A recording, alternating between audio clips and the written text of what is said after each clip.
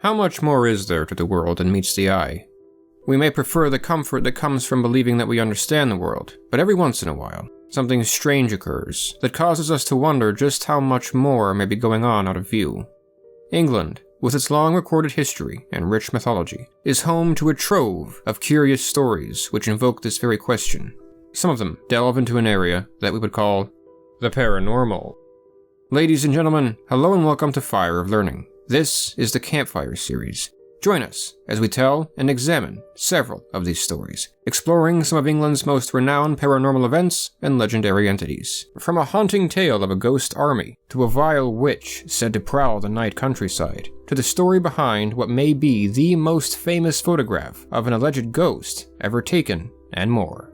Before we begin, I would like to thank Anubis Anarchy, Kuz, Inquisitor Zarius, Carlos Javier Montañez, Nick Todd, Tongue Fungus, Max Young, Nova Dopa, Michael Lewandowski, Rachel Lucas, Christian Paul, Carolyn Carruthers, Adam Ryder, and Simon Joachim Sindel for being our most recent supporters on Patreon. They join these supporters listed here who helped make videos like this possible.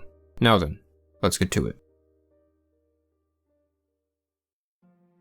England is littered with purportedly haunted locations, and nearly every single one of them claims to be the most haunted location in the country. But how many can not only claim, but demonstrate sightings of a ghost dating back nearly 200 years, with a photograph of said entity to match? Such is the case for the spirit known as the Brown Lady of Raynham Hall, whose photograph is widely considered to be one of, if not the most famous photograph of an alleged ghost ever taken. Raynham Hall is a nearly 400-year-old country house located in the county of Norfolk in the east of England. It has served as the seat of the Townsend family throughout its existence, many of whom went on to become accomplished members of English society. By the year 1835, the building already had an extensive history behind it.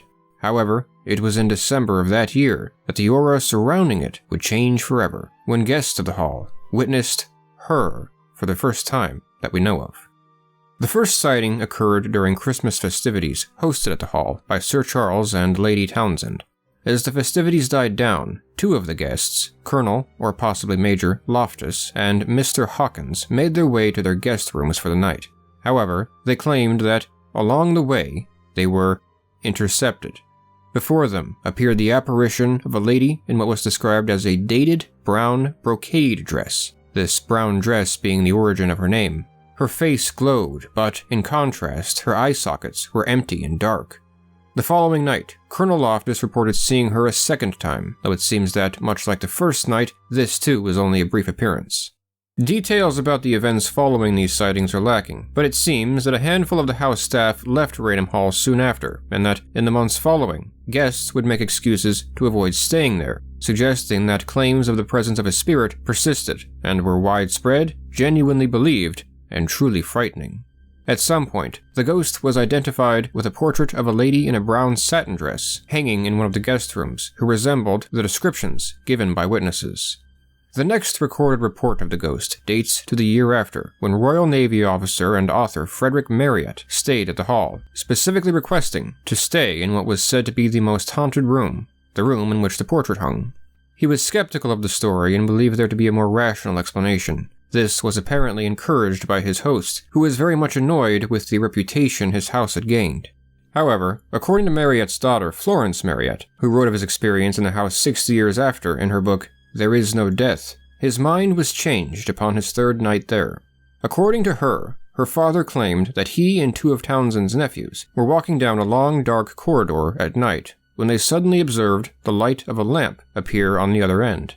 Believing it to be a lady, a living one, on her way to the nursery, the three men tried to pass out of view, as they were dressed only in their shirts and trousers. They watched through a crack in the door to wait for her to pass. However, as the lady passed by their room, they recognized immediately that she exactly matched the description of the brown lady. Instead of passing by, the lady stopped, turned towards the crack in the door, and smiled at them in what was said to be a malicious and diabolical manner. Marryat reportedly charged into the corridor and shot at her. She disappeared instantly, and the bullet became lodged in the panel of one of the doors. The legend of this spirit persisted into the 20th century. It was on September 19th of 1936, a century after the initial sightings, that the story would change forever when a photographer named Captain Hubert C. Provand and his assistant Indra Shira captured this photograph. The two were taking pictures of the hall to publish in a magazine called Country Life, which focused on activities and residences in the countryside. They claim that as they were photographing the stairs, they witnessed a vapory form coalesce into the shape of a woman and begin gliding down the stairs. Shira instructed Provand to take another photograph. This is reportedly what they captured. This image was published in Country Life magazine, along with their account, on December 26th of that year. The photograph, and consequently the case, became internationally famous soon after. At this point, we must ask, who was this lady in the portrait, and therefore, perhaps, the photograph? The portrait in question depicted Dorothy Townsend, the sister of Robert Walpole, Britain's first de facto Prime Minister, and wife of Charles Townsend, 2nd Viscount Townsend, who was the owner of the hall. Charles Townsend was a prominent British politician known also for his contributions to agricultural science. He enjoyed a reputation as an honest, intelligent, and hard-working man. However, he was noted to have suffered from outbursts of anger. According to legend, when it was revealed that Dorothy had had an affair with another nobleman, Lord Thomas Wharton, before her marriage to the Viscount was infuriated. He locked her away in her rooms and forbade her from leaving the house. She died at the age of 39 in 1726, reportedly from smallpox, though this was regarded with suspicion. Some claimed she had been murdered by her husband. Others went so far as to say that she hadn't died at all, and that a mock funeral had taken place, while Dorothy remained locked away from the world and the house for an undetermined amount of time. What happened at Raynham Hall? Regarding the alleged 18th century affair of Dorothy Walpole and Lord Wharton and her future husband's violent reaction to it, little is clear. While it is entirely possible that the details of such a story may never have been recorded at all, it is important to note that there does not appear to be any evidence of an affair, let alone evidence that Dorothy was imprisoned or murdered by her husband for it. Only rumors. Rumors which appear contemporary, but which were still only rumors, which pertain to a man whose position naturally granted him many rivals. Other versions of the legend exist in which the lady invoked her husband's rage with her spending habits. But while the tale of this spirit herself is certainly haunting, the aspect that truly distinguishes the story and makes it more than just a story is the famous photograph. Indeed, the photograph has been the topic of a great amount of discussion and debate. Some researchers, such as the famous psychic researcher Harry Price, believed the photograph to be legitimate. Others, however, have asserted that it is likely a forgery. Several explanations have been proposed regarding how the image could have been faked. The leading one appears to be that it is a product of what is called double exposure. Double exposure refers to superimposing or combining two separate images to produce a single one, something that would have been more complicated before modern technology. John Fairley and Simon Welfare pointed out in their brief exploration of the topic in the book Arthur C. Clarke's Chronicles of the Strange and Mysterious that a pale line is visible above each stair tread, which could be indicative of double exposure. There is also a patch of light at the top of the right-hand banister that appears twice. This explanation is also favored by skeptic Joe Nickell. He cited photo expert Tom Flynn, who noted that the photograph would have required a long exposure, as it was, quote, not flash illuminated, but shot with available light, thereby proving it was not a quick snapshot as the original photographers claimed, end quote. And so who would the subject of the photograph be if it were a fake? Some researchers have pointed out that the figure seems to resemble a statue of the Virgin Mary. Looking closely at the image, it does seem that the purported ghost is wearing a veil very similar to what Mary is often depicted wearing.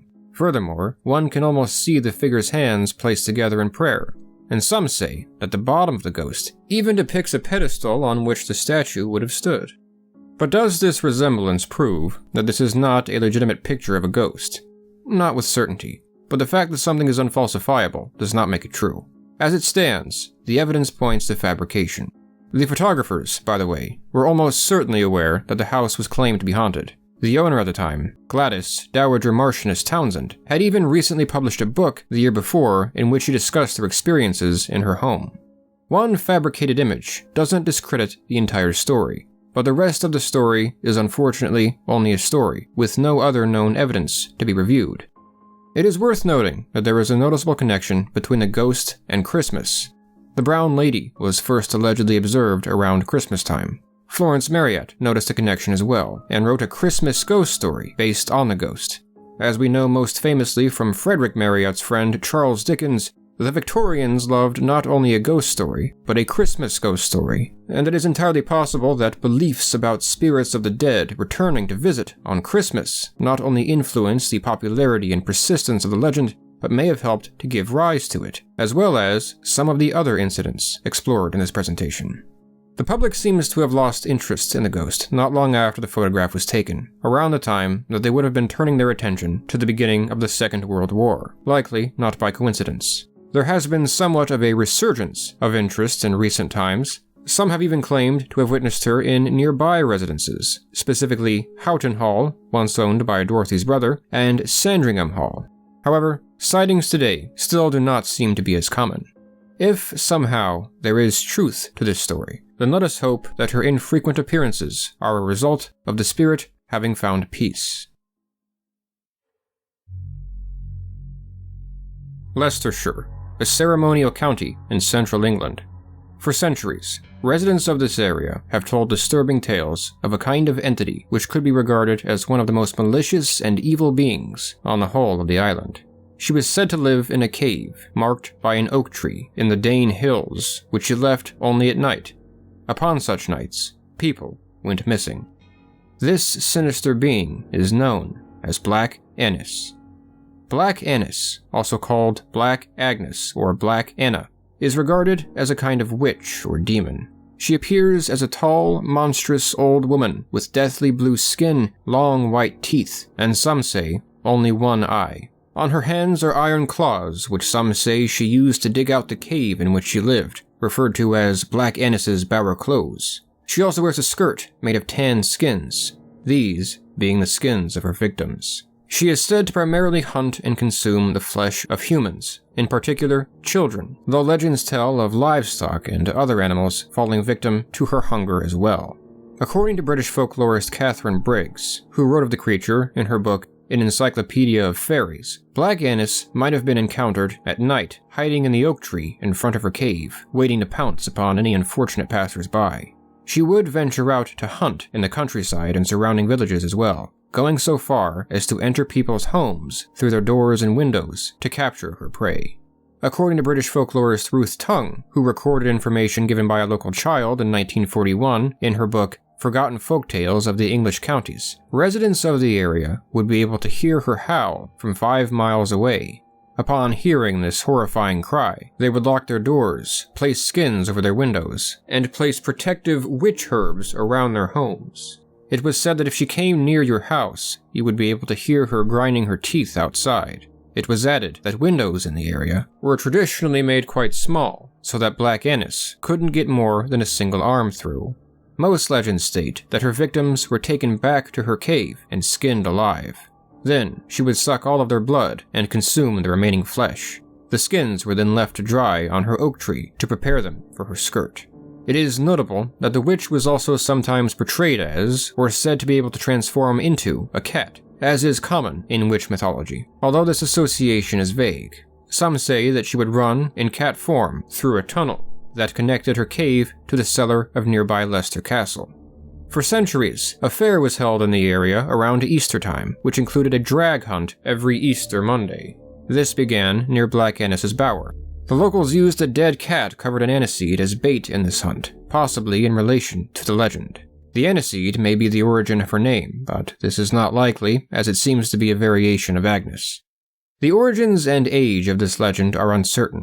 There are some, such as T.C. Lethbridge and Donald Alexander Mackenzie, who have tried to link Black Annis to one of several ancient figures found in the pre-Christian pagan mythology of the island, pagan goddesses in particular. Caution should be taken with such claims. It is true that sometimes certain aspects of modern folklore do reach back all the way to the beliefs and mythologies of ancient peoples, and therefore such possibilities should always be considered when dealing with topics like this. However, it was also very common for scholars in the 18th to early 20th centuries in particular to take any element of folklore and culture for which there was no obvious origin and try to connect it to paganism in some form. regardless of whether or not there was any evidence supporting a connection, and even if it were quite a stretch. There are several examples of pagan candidates from whom Black Annis may stem, but none of them seem to go beyond mere speculation. Although, again, it remains possible. According to Bob Trubshaw in his 2006 paper, The Making of a Legend, Black Annis and Her Bower, the cave was first mentioned in a book published by William Burton in 1622. Burton associated the cave with a woman who lived a few centuries earlier, named Agnes Scott. Agnes Scott was assumed to have been an anchoress, a type of religious hermit who enclosed herself in some sort of cell, the suggestion being that this cave served as her cell. Historian Ronald Hutton suggests that the memory of the holy woman may have been transformed into that of a witch by Protestants who disagreed with Catholic monasticism. However, this is considered unlikely by Trubshaw, and the inspiration for the figure may simply be lost. The first clear reference to a witch or monster by that name seems to date to a poem written by John Hayrick in 1797 called On a Cave Called Black Annis's Bower. Wherever the legend comes from, and however old it is, what is clear is that its hold over the people of the area has been much reduced in recent decades. There are multiple stories detailing the supposed death of the witch. For example, The Child from 1941 claimed that the witch was killed when a man struck her in the face with an axe, causing her to bleed, which is terminal for a witch. She added that she was finished off by the sounding of Christmas bells. It seems, however, that modernization may have truly put the witch to rest. The undeveloped area of the Dane Hills in which the witch was said to have roamed became the site of houses and modern development shortly after the Second World War. The oak tree from which she observed her prey no longer stands, and the entrance to the cave in which she dwelled was said to have been filled in. Did such a monster ever lurk in the area? Was she truly killed? Did sealing off her cave enclose her under the earth? Or should residents of the area still take extra caution to remember to lock their doors at night? Before we continue with the next story, it is very important that I interrupt and annoy you by reminding you that if you are enjoying the video so far, clicking the like button and subscribing to the channel helps the channel out tremendously and will make it easier to keep up with the videos like this that we produce in the future. Now then, on to the next story. Southern Warwickshire, 1642. A peaceful resolution of the ongoing disputes between Parliament and King Charles I have been unsuccessful and have led to the declaration of war. It was here, at Edgehill, on October 23rd of that year, that the parliamentarian and royal forces met in the first major battle of what became the English Civil War, the Battle of Edgehill. The parliamentarian forces under Robert Devereux, the Earl of Essex, and the royalist forces, commanded by Prince Rupert of the Rhine, each consisted of around 15,000 men. Battle raged throughout the day. By nightfall, around 1,000 men had been killed, and another 3,000 wounded, with neither side having gained the advantage over the other. Both sides then became reluctant to fight, and so the king's army left without being pursued. Thus, the Battle of Edgehill remained inconclusive. Yet there are those who claimed that this was not quite the end of the battle, and that, even when the armies cleared away and the fighting moved elsewhere, there were some who continued to fight on this specific battlefield, seeking its resolution. According to legend, a few months after the battle, on Christmas Eve, a few local shepherds were walking around the battlefield when they began to hear the sounds of battle. The beating of drums, the clashing of metal, the explosions of gunpowder, and the cries of the dying. The source of this sudden eruption of noise could not be identified by the shepherds in what seemed an otherwise still night. They became frightened and turned to run. But as they did, an astonishing sight suddenly appeared above them. A great light shone, and the apparitions of soldiers and horses manifested in the night sky. The spirits appeared to be clashing with each other, engaging in the battle that had recently taken place below only months prior. The scene reportedly lasted for roughly 3 hours. When it ended, the men went straight to the nearby village of Kinneton and informed the locals of it. Village officials were skeptical at first, but it was said that some of the men were of approved integrity. Thus, the vicar, named Samuel Marshall, and the justice of the peace, named William Wood, agreed to visit the battlefield the night after. While there, they reportedly observed the same thing manifest before them. Terrified, they retreated to their homes and began praying to God. This scene was to become a regular sight to the villagers of Kinneton, appearing once every few nights, causing locals a great deal of terror. Word of this phenomenon spread and attracted a great amount of interest, including, according to legend, from King Charles himself, at this time stationed in Oxford, still engaged in war though the fighting was much reduced in the winter. According to contemporary pamphlets, Charles sent a commission of 6 men to investigate these claims: a Colonel Kirk, Captain Dudley, Captain Wainman, and 3 other individuals described as gentlemen of credit. While visiting, they too witnessed a battle taking place in the heavens above for themselves. As veterans of the battle, they were even able to recognize specific individuals that they had known in life who had fallen at Edgehill, present in the ranks of the ghost armies, including Sir Edmund Verney, the king's standard-bearer. They returned to the king and reportedly swore an oath affirming that they had indeed seen the apparitions. In January, 2 aforementioned pamphlets describing the apparitions were published: A Great Wonder in Heaven and The New Year's Wonder, which preserved this story for history. It is from the former that the information in the story thus far has mostly come. To quote A Great Wonder in Heaven, "In the place where the battle was strucken, have since and doth appear strange and portentous apparitions of 2 jarring and contrary armies, as I shall in order deliver, it being certified by the men of most credit in those parts, as William Wood Esquire, Samuel Marshall Minister, and others, on Saturday, which was in Christmas time, as if the Saviour of the world, who died to redeem mankind, had been angry that so much Christian blood was there spilt, and so had permitted these infernal armies to appear where the corporeal armies had shed so much blood." End quote. Before long, an explanation was proposed for the phantom armies. The burial of 1,000 men was a massive task that had not been fully completed, and so many of the bodies had been left to rot in the open for months. Their inability to rest, it was argued, was a product of their lack of a Christian burial. Encouraged by this explanation, the villagers worked to give the remaining corpses such a burial. There is disagreement on what happened after this. Some believe that soon thereafter, the scene ceased to appear in full. Others, such as Betty Smith in her book Tales of Old Warwickshire, took the position that the spirits had not quite been put to rest. Indeed, though much diminished from the spectacle it was initially claimed to be, it is said that unusual things still take place in the area, that the echoes of the battle can still be heard, and that the apparitions of its participants can still occasionally be witnessed to this day, in particular on the anniversary of the battle. As specific examples, Smith claims a white horse can sometimes be seen wandering the area, still looking for his slain master. Flowers appear on the tomb of Captain Kingsmill with no clear origin. Blood manifests in an old barn where an injured officer once lay. Dogs are said to refuse to venture near an area where a mass grave was dug. Unfortunately, determining the accuracy of the available information, let alone anything beyond it, is a difficult task, and so much of the case may unfortunately be lost to history. Real or not, though, the ghosts of the Battle of Edgehill remind us of a very important truth, that even when wars are resolved and become subjects reserved for history books, the scars they leave never truly fade.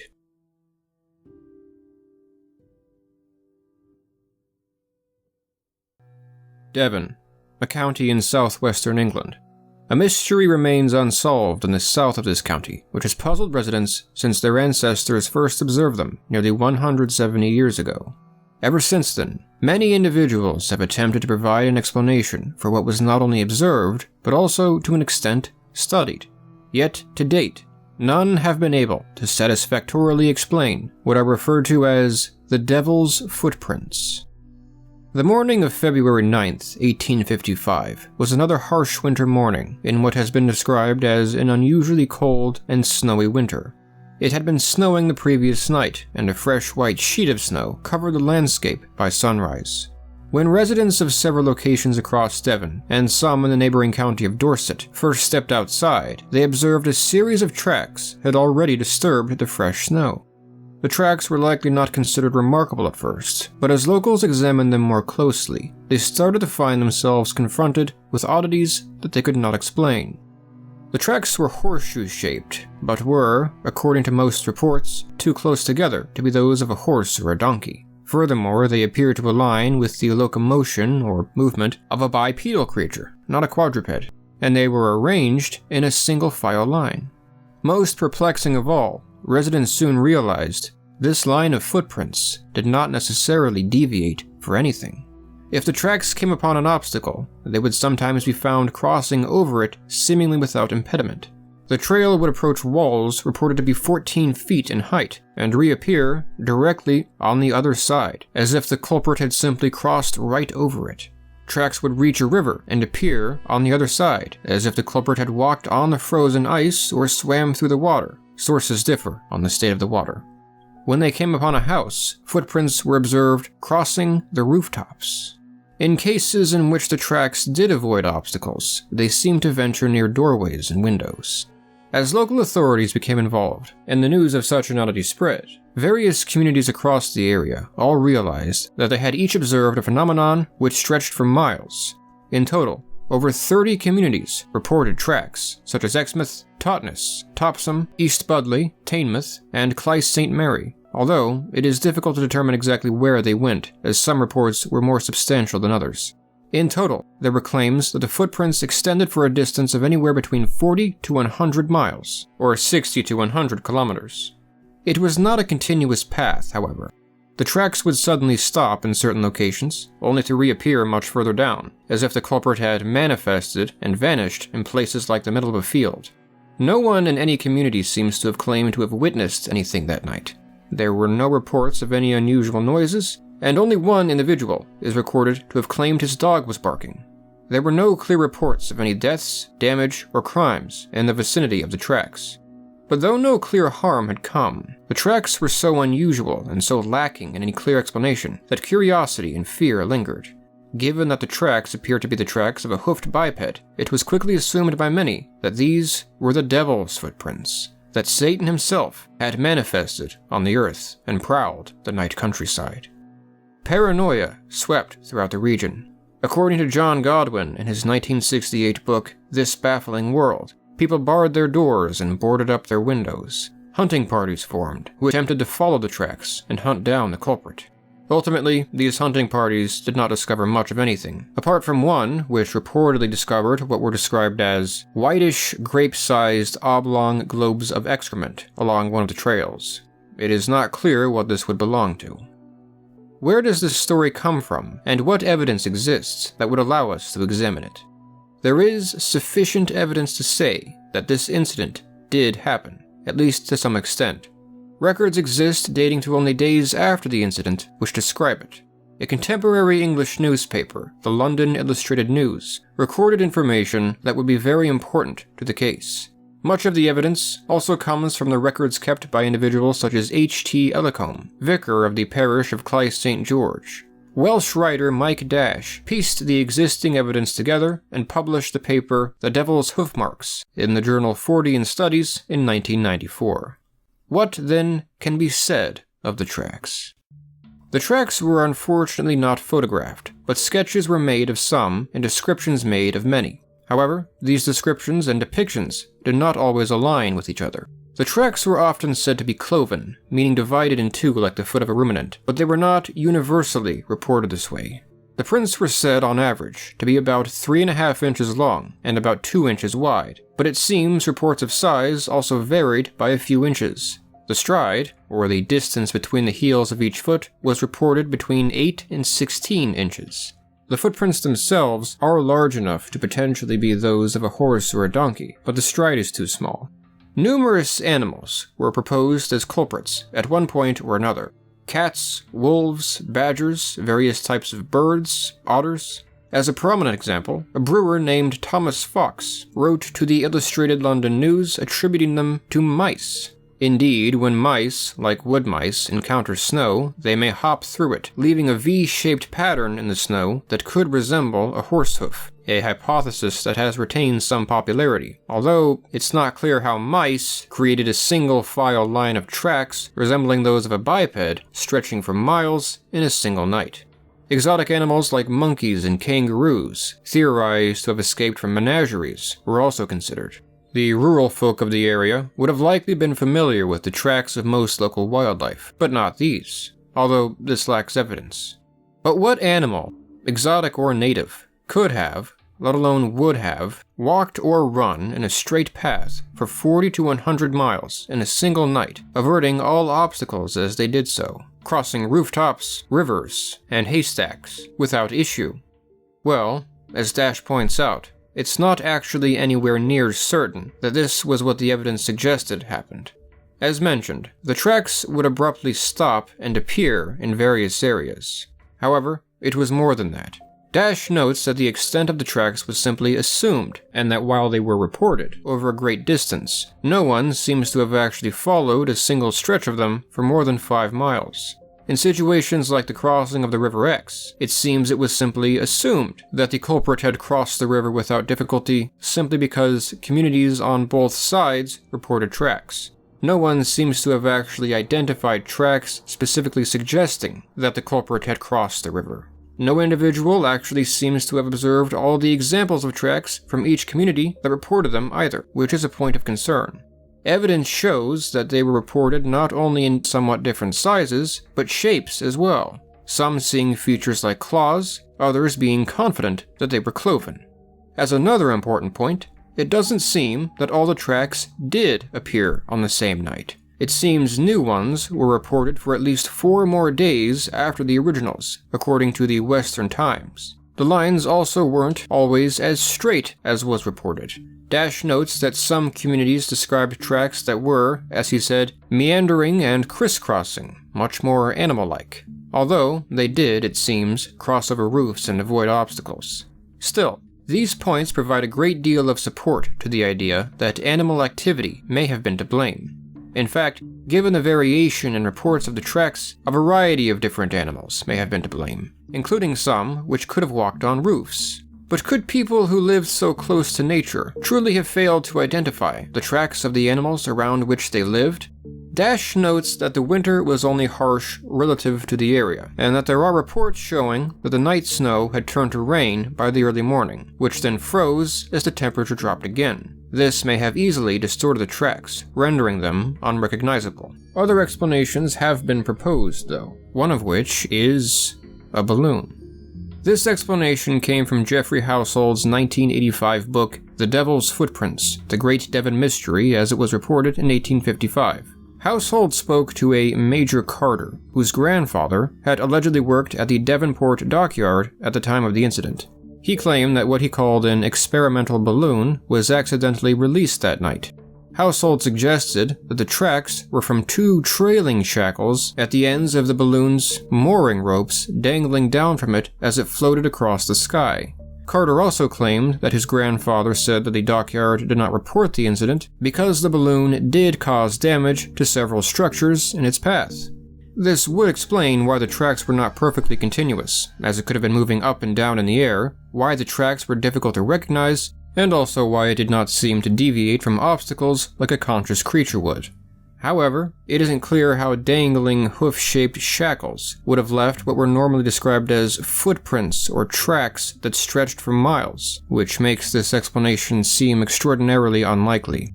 As a final consideration, this was far from the first time in history that mystery tracks had appeared in an area overnight. In fact, Dash discovered that there were at least 2 separate incidents of this on the island the same winter, one in Inverness in Scotland, the other only a month prior in the Black Country.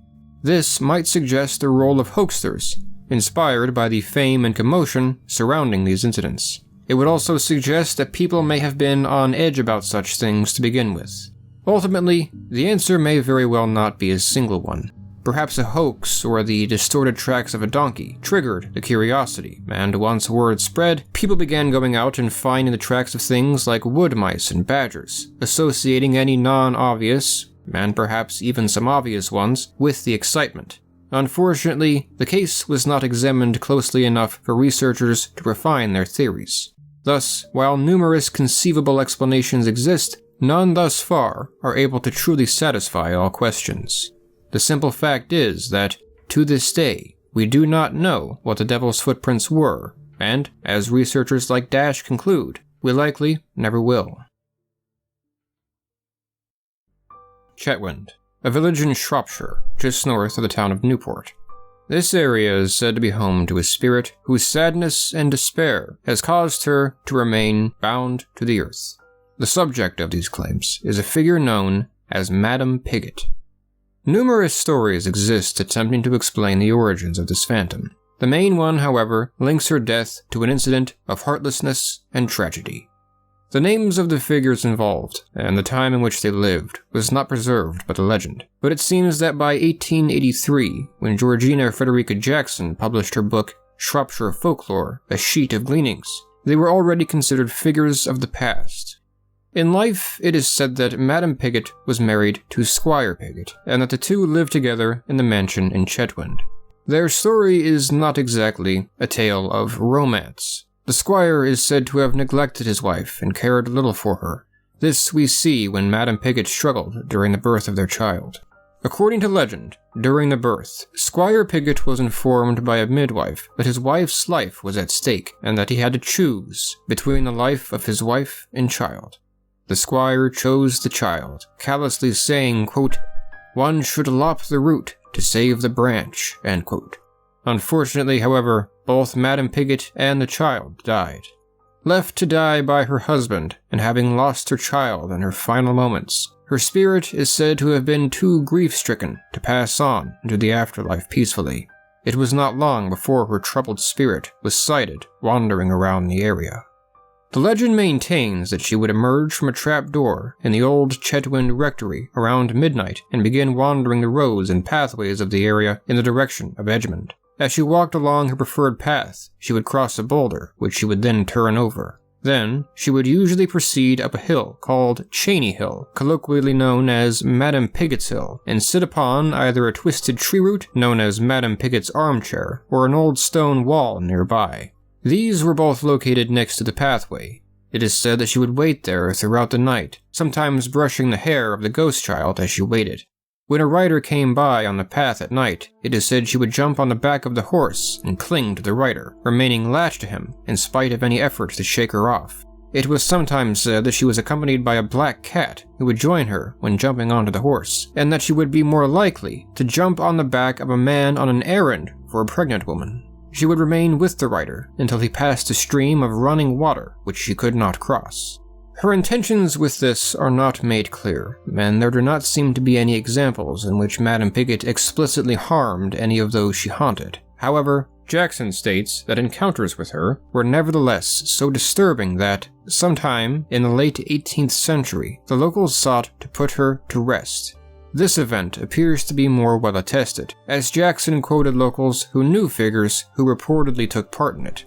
It was said that one night, 12 local clergymen gathered and read psalms aloud to her, encouraging her to pass on into the afterlife. They persisted at this for some time, so long that all but one of them gave up. It was the curate of Edgemond, Mr. Foy, who persisted, and eventually succeeded in this goal. Or so it seemed. For years, nothing was heard of Madame Pigott, but then, in the 1820s, about a decade after the death of Mr. Foy, sightings began again.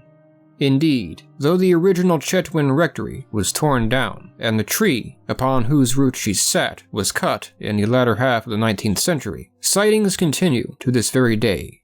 People often report seeing the figure wandering throughout the area, sometimes holding her child. In modern times, she typically dwells along the A41 route. Some witnesses report that the apparition can sometimes be seen pushing a pram, or what Americans call a stroller, which at some point down the road shifts into a horse. Others say she may suddenly manifest inside vehicles as they pass through the area. In 2014, Madame Pigott became elevated from folktale to the subject of debate when this photograph was captured on A41. The picture was sent anonymously to Nick Duffy, co-founder of the West Midlands Ghost Club, on New Year's Day of that year. The photograph is quite blurry, but it seems to depict an illuminated figure in white, alleged by the witness to have been an apparition. Is this photograph legitimate? And if so, is this the Madame Pigott of folklore? Unfortunately, little can be determined by the photograph with confidence. Beyond it, there is little more pertaining to the story available to examine besides stories. The subject of the story, again, cannot even be identified with certainty in any records. Thus, all one is left to do is wonder. and perhaps remain extra vigilant should one find oneself in the area Madame Pigott is said to roam. Before we end this video, it should be mentioned, while I strove for accuracy, the stories featured in this presentation were summaries. Likewise, while I tried to represent multiple different perspectives on each story, in the interest of presenting them within a reasonable amount of time, I could not include every detail in or explanation for these stories. Still, I hope you enjoyed this video. If so, I invite you to come check out the rest of Fire of Learning, and to subscribe to see more videos like this in the future. To support the channel further, there is a link to our Patreon in the description. A special thanks to our current supporters listed here. We also have a science channel much like this called Lucinox, so be sure to check that out too. Thank you for watching, and be sure to join us next time around the campfire.